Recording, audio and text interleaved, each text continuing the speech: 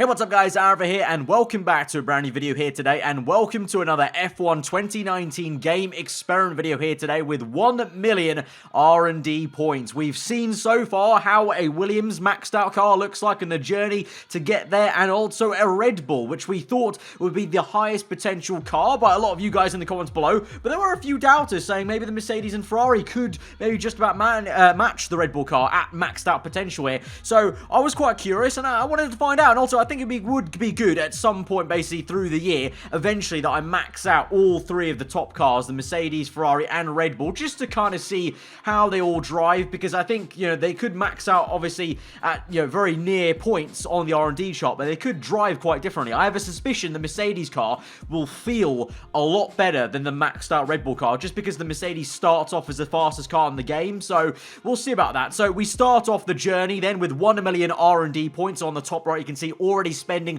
a decent amount, doing all the quality control efficiency things on the departments, and also the research efficiency of the departments, so everything will be the cheapest it can be in the R&D tree, and with all the quality control parts, nothing can actually technically fail in terms of R&D, so we set that all up basically at the start. Mercedes have a very simple first layer of the R&D tree, if you will, just one minor on the aero, one minor on the engine, and also the chassis side of things, and of course that reliability is the same for every single team.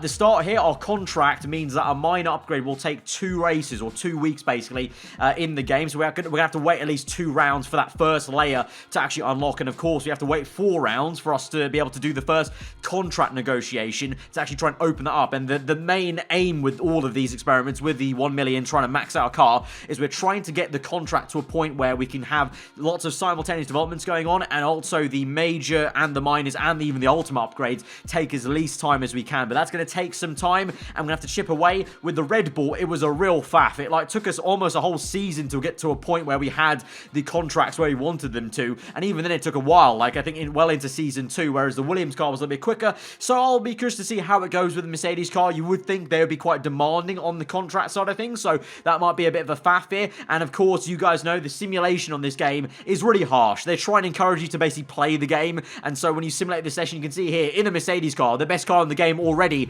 at the start, season 1, episode 1, race 1 rather, you can see it simulates me down to P8, even though I got pole position. I did qualifying, I got a pole, and it simulates me down to P8, so that was a bit annoying, but that's just the gist of it. So we move on then, we fast forward, 2 rounds have gone, and finally the upgrades are coming through. The reliability we're going to do straight away, because we can do, we don't have any limitation there, but we're now finally onto that second layer. All 3 trees are quite linear at the very start. We have to go 1 more layer in on a major on the aero side of things, and the chassis side, a minor on the engine, which makes sense because Mercedes would be good at engine development, so their first 2 upgrades on the engine side are very quick to come compared to the aero and chassis side. But then once we've got to that second layer, all 3 trees start to do their own kind of thing. You got the aero going both ways, the engine side only goes up on the right hand side, or upwards rather, on the R&D tree rather than downwards as well, and then the chassis as well goes kind of with a 3-pronged attack fork basically. So the engine side might be quicker to get into with Mercedes, but then it goes a little bit slower at the end, which makes sense, kind of diminished returns if you will, if you're already the top engine manufacturer in the game basically. But we're going to go on then and fast forward through to the Azerbaijan Grand Prix round number 4, and we're still P7 here, so I was a little bit worried we couldn't get a good contract, because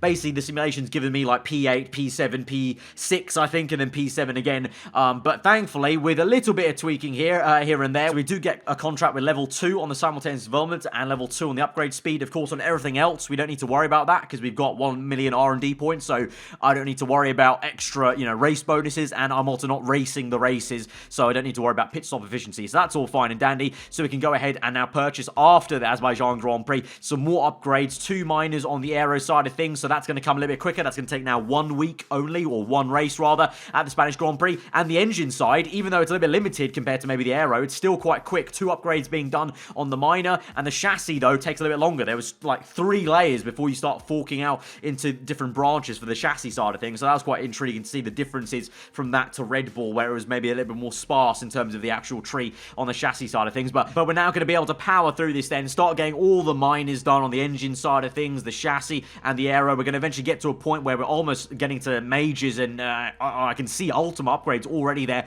on the tree by the time we get to the Canadian Grand Prix. And you can see on the R&D chart the trajectory is already quite steep anyway, so we're already pulling away quite comfortably, and the more we do that, the easier it'll be, because we'll get to a point point eventually where the simulation can basically effectively no longer say I'm going to finish lower than P2. Like, it's impossible. Even with the kind of bad simulation trying to force you to play the game, there will be a point where the car is so quick that they have to give me at least minimum P2, and that's when we're going to start laughing, because then it's all fine. We can get the contract objectives of P2, that's all fine and dandy, the team won't hate us, and all's fine. We can just continue to work on the car in the background, basically, and, you know, the objective is not to be, obviously, the #1 driver, it's just to kind of get the car to max, essentially, and so we're going to really now fast forward through this then, and so you can see by the time we get to the French Grand Prix, we are 1-2 there, and from now on, basically, that kind of sets the tone there. From this point on, French Grand Prix, we can just be 1-2 every single race, and so, like I said, just upgrade. So we've gotten there a little bit quicker, a little bit easier than we did at Red Bull, which was surprising, because, like I said, I thought maybe being the #1 team, the game would really try and be quite harsh on me, but because we got that first contract objective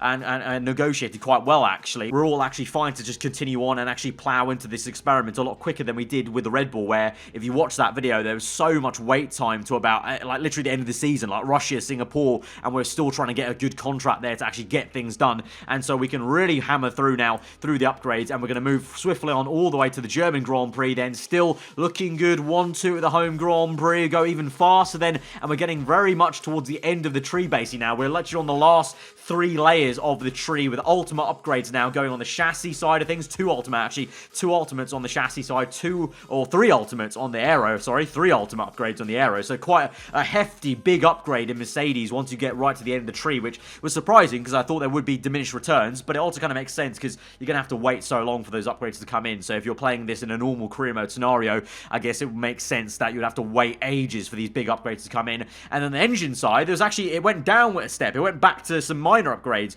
on the engine side right at the bottom there, so it was a bit of a weird, funny tree for Mercedes, I must admit, on the engine side. Didn't really expect that. I thought it would be like a lot of minors and then like maybe 2 majors and then a lot of ultimates right at the end to make you wait a long time, but not the case actually, so was surprisingly good actually. If you're doing a career mode for Mercedes and you're going into the later stages of the tree, there's some decent quick upgrades to do on the tree there. And so with all those ultimates, it was just a case of waiting it out all the way to like the Russian Grand Prix, the Singapore Grand Prix, for those upgrades to come in, and thankfully it was going to be perfect timing. We're going to purchase the last few upgrades and it's going to come in just in time for the end of the season. The Brazilian Grand Prix will be where the final upgrades I need to do will come in for this car. So as we go through, then you can see the chart there just as we get towards the Russian Grand Prix, and we're going to purchase those final upgrades that will come in at USA and Brazil. And so we get through to the Brazilian Grand Prix. Eagle-eyed viewers might also see that the engine side of the tree is grayed out because that's what we got an R&D reset in this career mode save. So I've adapted all the parts, of course, because we can do,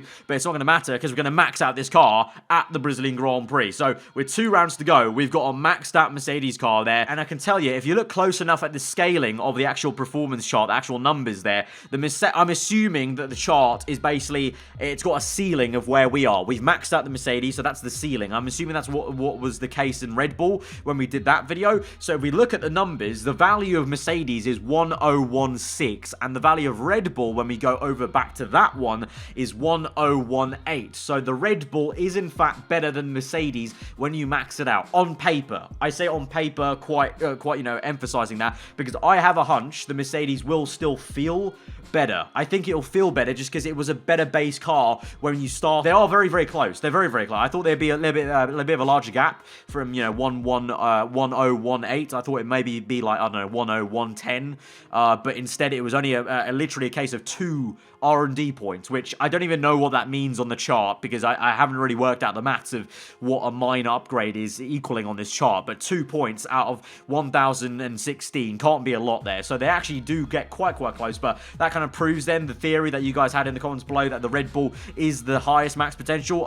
For now, obviously I haven't done the Ferrari yet, so maybe that's a video I need to do. Let me know in the comments below if you guys want to see me do the maxed up Ferrari, and then we can fully see for the final time then what is actually the maxed out potential car, what's the best one. But now, obviously, like we've done with the Red Bull and the Williams car, we're going to go ahead and drive a race from the back of the grid and see how this car drives. We're here at the Abu Dhabi Grand Prix, not actually in last place because Hulkenberg had a penalty, so he ended up in P20, so I'm P19, but it's as close as we can get, and we'll see how this car drives now. It's going to be a default setup because part firmware was on, but that kind of makes things quite fair on the AI to really see like truly how quick this car is. So a default setup there, and it's a 5-lap race.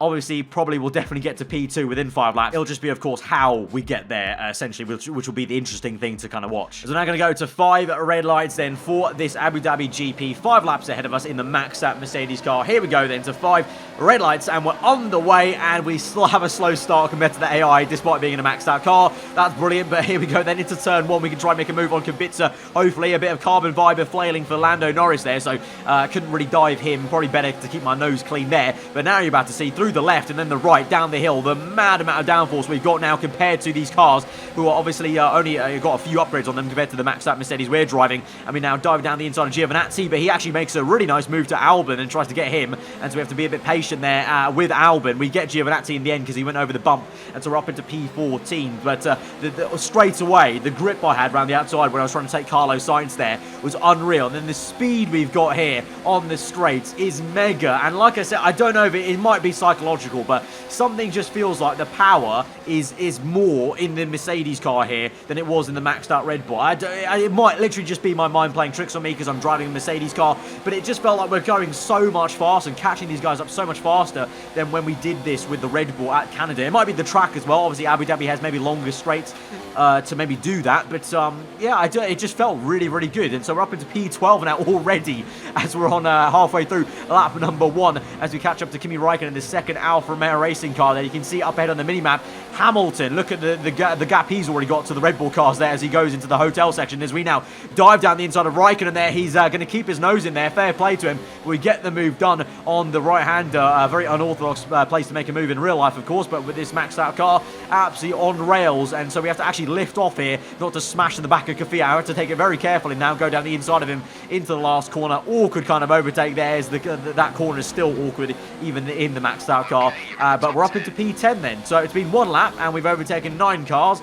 and we're already in the points paying positions. Pretty damn decent, and already can see up ahead we've not got too long to go until we catch up to everyone else. And then look at this, I was flat out pretty much until the point where I caught Magnussen's rear end. I was fully flat out on that whole left-hander and that whole right-hander, because there's just supreme downforce and grip, and you're just so confident in this car when you go through that corner. Like, I know maybe on lighter fuel, because it's a 5-lap race, maybe with a 50% race it might be a little bit different, but it was still just insane. Like, the mind boggled how confident you could be with that. And so now here we go for a move on the outside of Valtteri Bottas. So this pranged me out a little bit because I saw the name tag Bottas and thought, hang on, why are there 3 Mercedes cars? But in this career mode save that we've done, Bottas has driver transferred over to Renault there. So that was a little bit weird at the start when I first saw that there. And Ricciardo is in the Racing Point car, so these guys have kind of swapped effectively. With Lance Stroll, I would assume probably being dropped from the career mode grid, because I think we've got Sergio Perez up ahead trying to fight the Ferrari cars. They're side by side there, so that's going to hold them up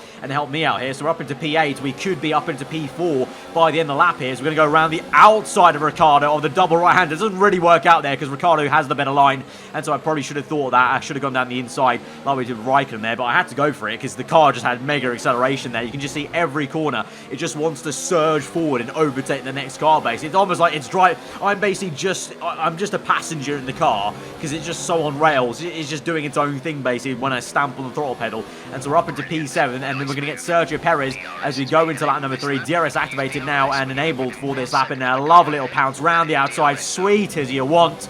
Up into P6 then, and now it's Leclerc and Vettel again. You can see on the bottom right, flat out there, no lift off whatsoever, and we close right up to Leclerc. I have to give him a little bit of respect there though, because I wanted to go down the inside there, but I thought probably the Ferrari and the AI of Leclerc probably has enough skill to kind of block me off there, so I thought better of it. And so instead we're going to try and swing through and overtake the 2 Ferraris, I should think, in one straight here very easily there as we go overtake mode.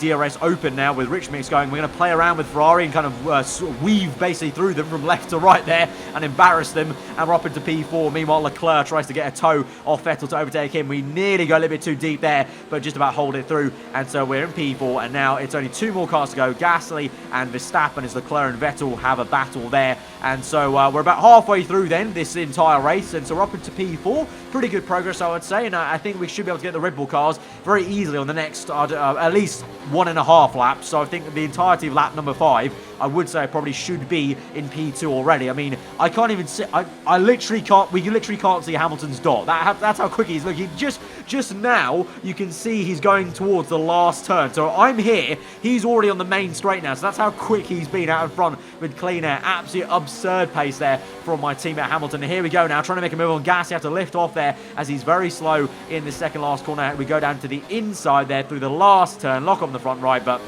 we get the job done, and we're up into P3 then of this Grand Prix. So only one car to go, Max Verstappen, and we should have some supreme downforce in the first sector to try and catch him up and make this move maybe on the main straight, I would say, because again, flat out, easy does it, and compared to the Red Bull, the car known for some good downforce, we just catch him up so quickly. It's almost like he's on like 2 AI level essentially, but no, it's just the difference between the maxed out car and the Red Bull. And so we're actually going to play around with Verstappen. This is how quick this Mercedes is in a straight line. We're going to go down to non-ERS, lean. I'm going to open DRS, close it basically, close DRS, so no DRS, non-ERS, lean fuel mixture, and this is how quick we are. We just waltz past him as if we had DRS. Like if this was a normal Mercedes car that isn't maxed out and we had DRS. That's how quick we were, basically. And then we're going to bump this back up to Rich Mix, up to Hot Lap mode. No DRS here, but just look how quick we drop Verstappen. Like, we just pull away as if we're like in a,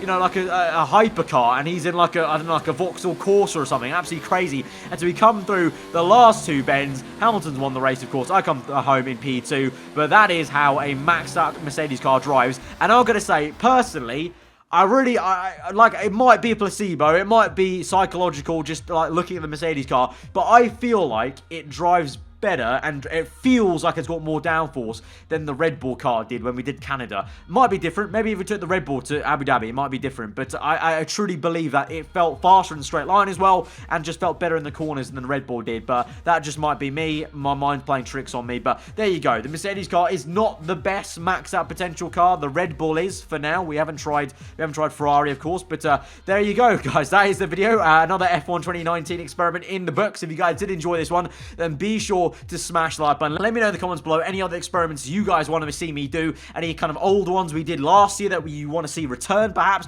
or do you want to see me do the Ferrari next as a maxed out car? Let me know. If you're new around here, do subscribe for weekly full-on content. I've been aarava. Have a good day. I'll see you guys next time. Goodbye.